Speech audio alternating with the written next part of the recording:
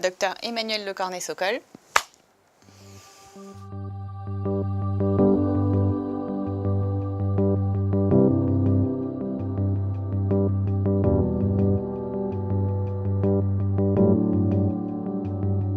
Bonjour, je suis le docteur Emmanuel Lecornet-Sokol, je suis endocrinologue et diabétologue, j'ai 41 ans et je travaille à Paris.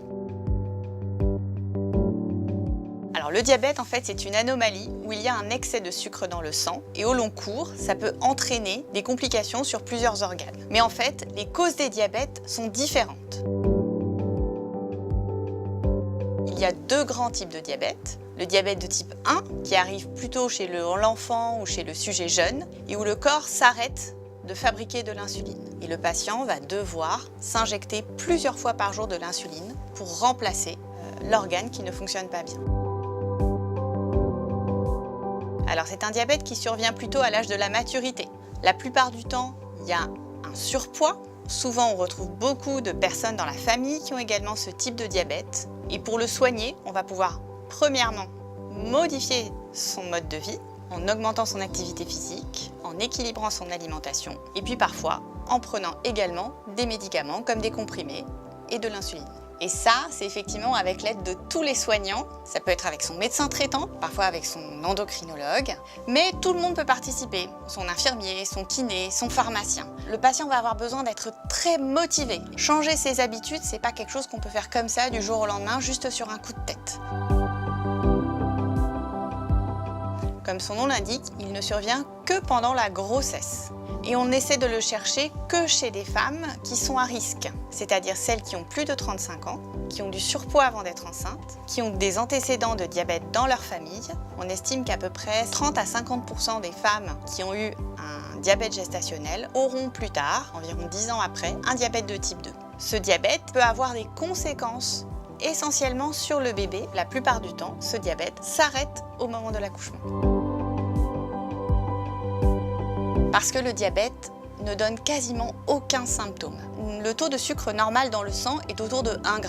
Quand on est vraiment avec un taux de sucre très haut dans le sang, à partir de 3 g, 4 g, là on peut commencer à sentir des symptômes. On a très soif, on urine beaucoup, on se sent fatigué, mais entre les deux, on ne sent rien du tout.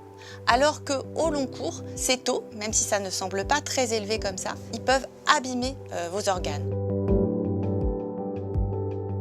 C'est l'une des maladies, d'une des grandes maladies de notre société, puisque nous ne bougeons plus, nous mangeons beaucoup trop, pas toujours de manière très saine. Et donc cet excès de poids, cette alimentation déséquilibrée et ce manque d'activité physique font le nid du développement du diabète de type 2. Parfois, certains patients sont tellement motivés qu'ils arrivent à complètement modifier leur mode de vie. Certains deviennent marathoniens, d'autres se mettent à manger d'une manière extrêmement équilibrée. Donc ce sont quelques situations où effectivement le diabète peut être réversible. Mais ce n'est pas parce qu'il est parti qu'il ne peut pas revenir. Et la plupart du temps, ces situations sont tellement difficiles à obtenir qu'en fait le diabète reste quand même à l'heure d'aujourd'hui une maladie chronique qu'on gardera tout au long de sa vie. Donc chez les femmes ayant un diabète de type 2, de manière générale, il n'y a pas de retentissement particulier du diabète dans la sexualité. Parfois, ça peut altérer la confiance en soi ou l'estime de soi. Alors il y a de plus en plus de preuves scientifiques assez solides sur le rôle des perturbateurs endocriniens dans le diabète. Les femmes sont probablement encore plus exposées, notamment par l'utilisation des cosmétiques, parce que donc, ces perturbateurs, on en trouve vraiment partout, évidemment dans l'alimentation, on en trouve aussi beaucoup dans les vêtements, qu'il faut toujours laver ses vêtements avant de les porter. Donc pas trop de cosmétiques, pas trop de crème sur le corps, et surtout sur vos enfants, pas de choses superficielles, ils sont encore plus fragiles.